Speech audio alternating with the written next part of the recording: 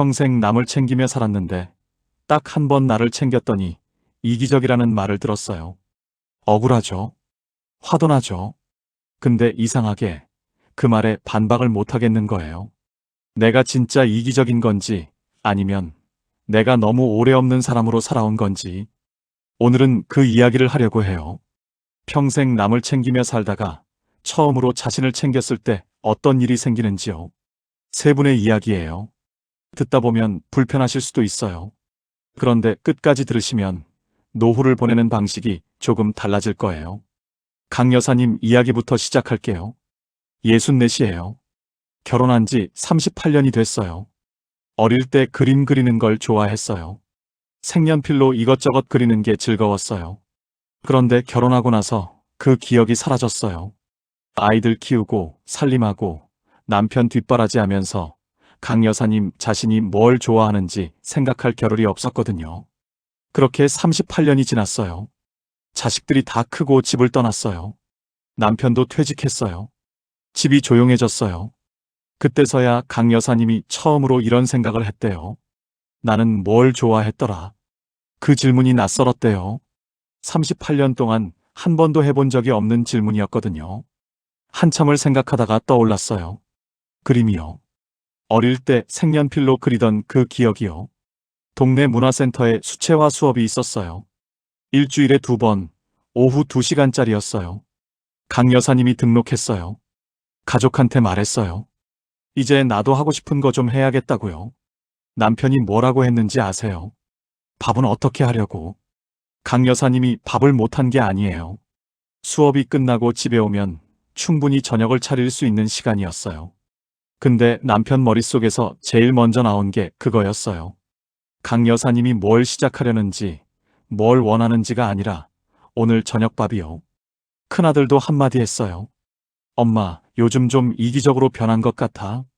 강 여사님이 그 말을 들었을 때 순간 멈췄대요. 이기적으로 변했다.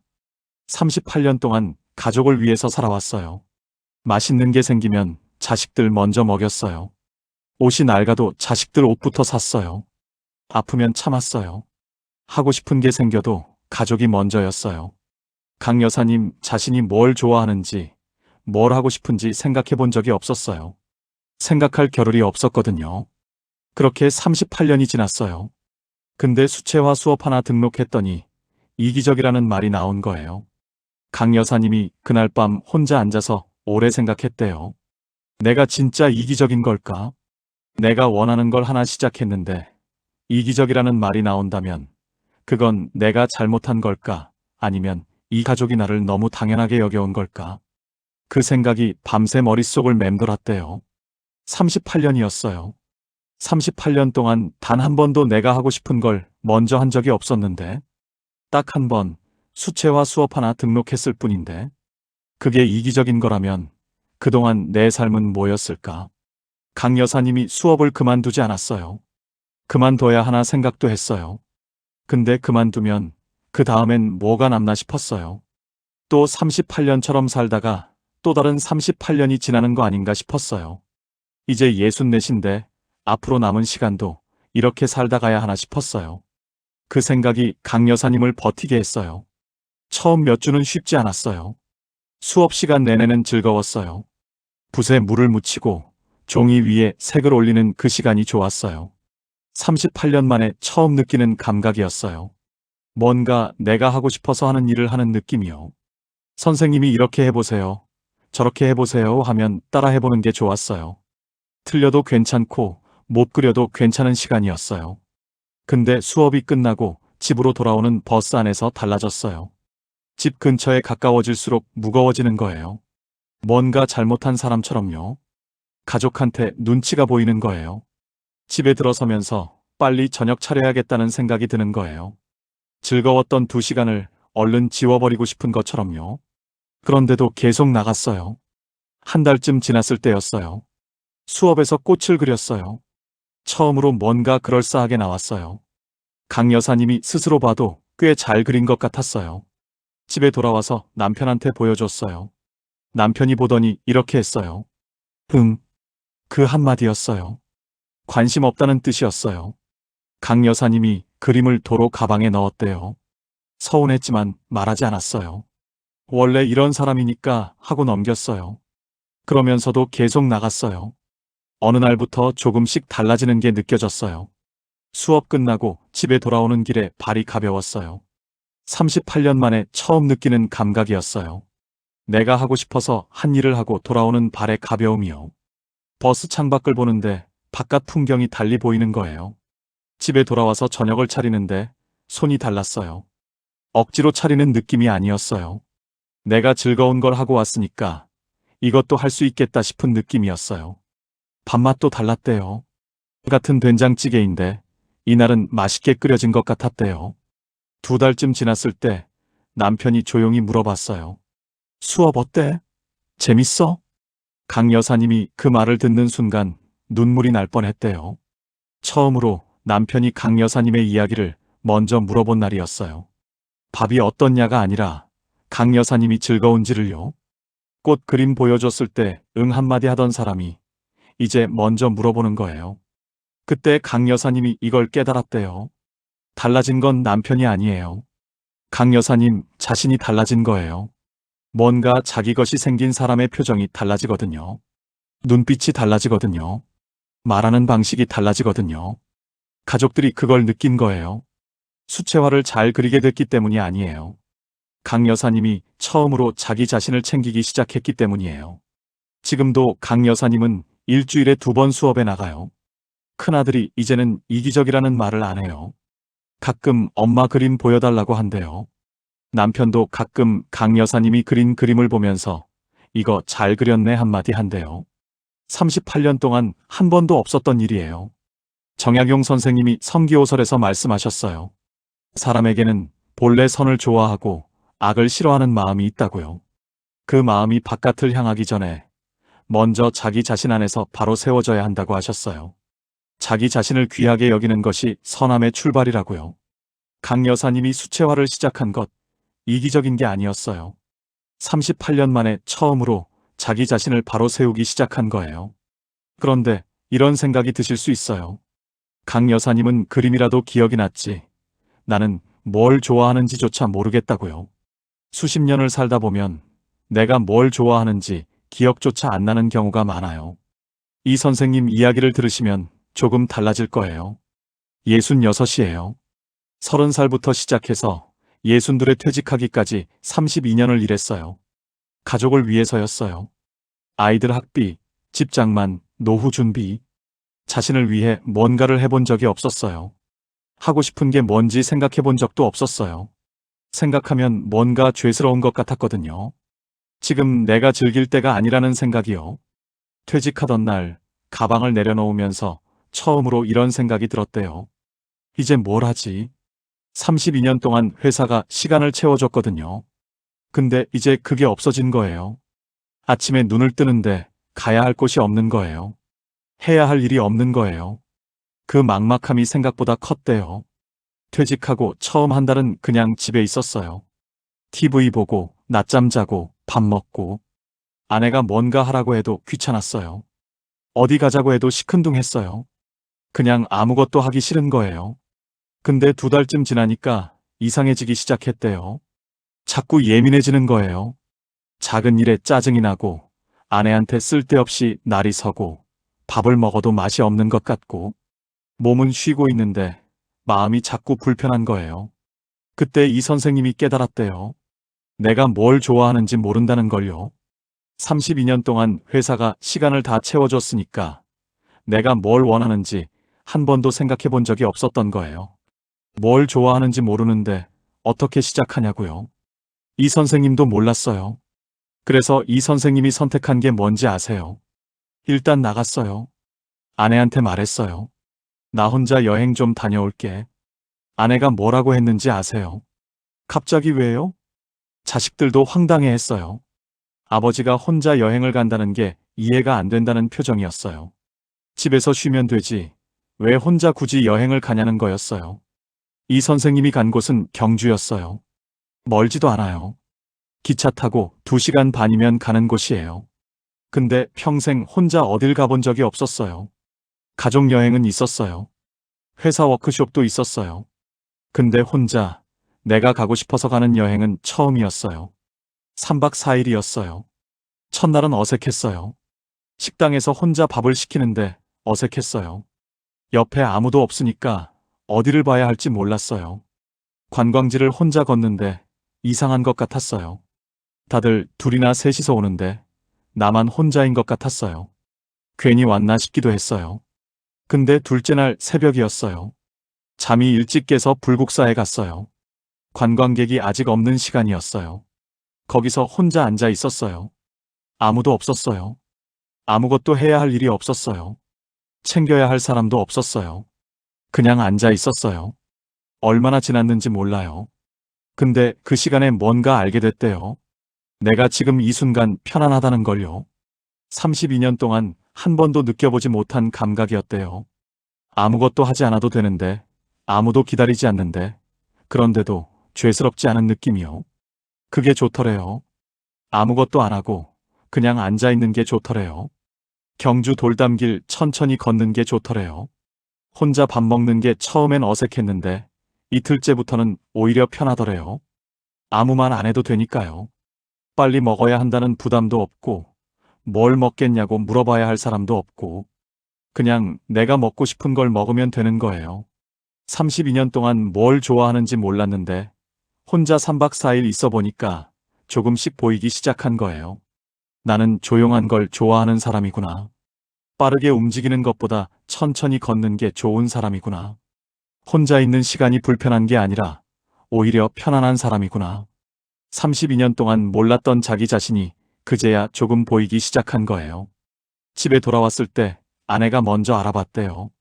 뭔가 달라진 것 같다고요. 이 선생님이 달라진 건 표정이었어요. 말이 달라졌어요. 서두르지 않게 됐어요. 32년 동안 항상 빠르게 움직였는데 혼자 앉아서 아무것도 안 해도 되는 그 시간을 경험하고 나서 조급함이 좀 빠졌대요. 그리고 퇴직하고 2달 동안 계속 예민하던 것도 좀 누그러졌대요. 이 선생님은 지금도 한 달에 한 번은 혼자 어딘가를 가요. 멀지 않아도 돼요. 버스 타고 1시간 거리여도 괜찮아요. 뭘 좋아하는지 아직 다 찾지 못했대요. 근데 그게 괜찮다고 해요. 찾아가는 중이니까요. 정약용 선생님이 강진 유배지에서 18년을 사셨어요. 억울하게 끌려간 자리에서 선생님이 하신 게 뭔지 아세요? 자기 자신을 잃지 않으셨어요. 기다리지 않으셨어요. 대신 지금 자신이 할 수 있는 것을 하기 시작하셨어요. 목민심서를 쓰셨어요. 경세유표를 쓰셨어요. 제자들을 가르치셨어요. 억울하고 아무도 알아주지 않는 그 자리에서 선생님이 지킨 게 자기 자신이었어요. 그 자기 자신을 지킨 18년이 500권이 됐어요. 이 선생님이 혼자 경주에 간 것도 그거예요. 32년 동안 잃어버렸던 자기 자신을 찾으러 간 거예요. 뭘 좋아하는지 모르겠다고요. 그러면 일단 나가보세요. 어디든요. 혼자요. 거기서 보이기 시작해요. 3번째 이야기예요. 강 여사님은 가족 이야기였고 이 선생님은 자기 자신을 찾는 이야기였어요. 마지막은 친구 이야기예요. 그리고 이 이야기는 좀 씁쓸해요. 박 여사님 65이에요. 중학교 때부터 알고 지낸 친구가 있어요. 50년이 넘은 사이예요. 이 나이에 그 오랜 세월을 함께 해온 친구가 있다는 게 얼마나 소중한지는 겪어보신 분들은 아실 거예요. 박 여사님한테는 가장 친한 친구예요. 세상에서 제일 편한 사람이라고 생각했어요. 돌이켜보면 항상 박 여사님이 먼저였어요. 먼저 연락했어요. 먼저 밥 먹자고 했어요. 그 친구 생일도 챙겼어요. 힘든 일이 있다고 하면 달려갔어요. 그 친구 남편이 아팠을 때 병원 앞에서 기다렸던 것도 박 여사님이었어요. 그 친구 자식이 힘든 일이 있다고 하면 밤새 전화를 받았던 것도 박 여사님이었어요. 그게 당연한 거라고 생각했어요. 오래된 친구니까요. 내가 더 챙기는 게 좋은 거라고요. 근데 어느 날이었어요. 박 여사님이 몸이 좋지 않아서 병원을 다녀왔어요. 큰 병은 아니었는데 며칠 몸이 많이 힘들었어요. 그 친구한테 전화를 했어요. 나 요즘 몸이 좀 안 좋아서 병원 다녀왔다고요. 친구가 뭐라고 했는지 아세요? 어머 그래? 얼른 나. 전화가 끊겼어요. 박 여사님이 한참 멍하니 있었대요. 얼른 나. 4글자예요. 그 친구 남편 아팠을 때 병원 앞에서 기다렸던 사람인데요. 힘들다고 하면 달려갔던 사람인데요. 50년 친구인데요. 그때부터 박 여사님이 기다려봤어요. 먼저 연락하지 않았어요. 먼저 밥 먹자고 하지 않았어요. 그 친구에게서 연락이 오기를 기다렸어요. 일주일이 지났어요. 연락이 없었어요. 한 달이 지났어요. 여전히 없었어요. 2달이 지났어요. 그 친구한테서 연락이 온 건 2달 반이 지나서였어요. 야, 나 다음 달에 며느리 생일인데 선물 뭐가 좋을까? 2달 반 만에 온 연락이 그거였어요. 박 여사님이 그 문자를 한참 봤어요. 50년 동안 먼저 연락하고, 먼저 챙기고, 먼저 달려갔는데, 내가 먼저 하지 않으면 이 관계에서 나는 없는 사람이었구나. 박 여사님이 많이 울었대요. 그 친구가 나쁜 사람이어서가 아니에요. 오히려 그게 더 슬펐어요. 나쁜 사람이면 미워하면 되는데, 그 친구는 나쁜 사람이 아니거든요. 그냥 박 여사님이 먼저 하는 사람이었고, 그게 50년 동안 자연스러운 관계가 돼버린 거예요. 내가 그 관계를 그렇게 만들어 온 거예요. 그 생각이 제일 힘들었대요. 그 친구를 탓하려 해도 탓할 수가 없는 거예요. 박 여사님이 그렇게 만들어 온 거니까요. 그게 50년이나 됐다는 게요. 박 여사님이 며느리 선물 추천 문자에 답은 했어요. 근데 그 이후로 예전처럼 먼저 달려가지는 않아요. 그 친구도 달라졌는지 요즘은 가끔 먼저 연락이 와요. 예전보다는요. 하지만 50년이 쌓아온 패턴이 바뀌기까지는 아직 시간이 걸릴 것 같대요. 그 친구한테 뭔가 먼저 하고 싶은 마음이 들 때마다 꾹 참는다고 해요. 그게 쉽지 않다고 해요. 50년 친구니까요. 정약용 선생님이 황상이라는 제자와 오랜 인연을 이어가셨어요. 황상은 재주가 부족했는데도 선생님 곁에서 배웠고, 선생님이 유배에서 풀려나신 뒤에도 인연이 이어졌어요. 선생님이 돌아가신 뒤에도 황상은 선생님을 기억하며 시를 썼어요. 그 인연이 오래간 건 서로가 서로에게 무언가를 주고받는 관계였기 때문이에요. 선생님은 가르치셨고, 황상은 배우고 따랐어요. 한쪽만 기울어진 관계는 오래가지 못해요. 박 여사님이 먼저 하기를 멈춘 것, 관계를 끄는 게 아니에요. 균형을 찾으려는 거예요. 50년이 걸렸지만요. 이제 마무리입니다. 세 분의 이야기를 드렸어요. 강 여사님은 38년 만에 처음으로 자신이 하고 싶은 걸 시작했어요. 이기적이라는 말을 들었지만 그만두지 않았어요. 그러자 2달 만에 남편이 처음으로 강 여사님의 이야기를 먼저 물어봤어요. 밥이 어떻냐가 아니라 강 여사님이 즐거운지를요. 지금 큰아들은 가끔 엄마 그림 보여달라고 한대요. 이 선생님은 32년 만에 처음으로 혼자 여행을 떠났어요. 뭘 좋아하는지 몰랐는데 혼자 3박 4일 있어 보니까 조금씩 보이기 시작했어요. 조용한 걸 좋아하는 사람이구나. 천천히 걷는 게 좋은 사람이구나. 아직 다 찾지 못했지만 찾아가는 중이에요. 박 여사님은 50년 동안 먼저 챙겨온 친구한테 처음으로 기다려봤어요. 2달 반이 지나서 온 연락은 며느리 선물 추천이었어요. 씁쓸했어요. 근데 그 씁쓸함이 50년 관계의 민낯을 보게 해줬어요. 그리고 지금 처음으로 균형을 찾아가는 중이에요. 세 분의 공통점이 뭔지 아세요? 처음으로 자신을 챙겼을 때 비로소 보이기 시작한 게 있었다는 거예요. 강 여사님은 가족이 자신을 어떻게 봐왔는지가 보였어요. 이 선생님은 자신이 어떤 사람인지가 보이기 시작했어요. 박 여사님은 그 관계가 어떤 관계였는지가 보였어요. 그리고 세 분 다 달라졌어요. 강 여사님은 38년 만에 발이 가벼워졌어요. 이 선생님은 32년 만에 조급함이 빠졌어요.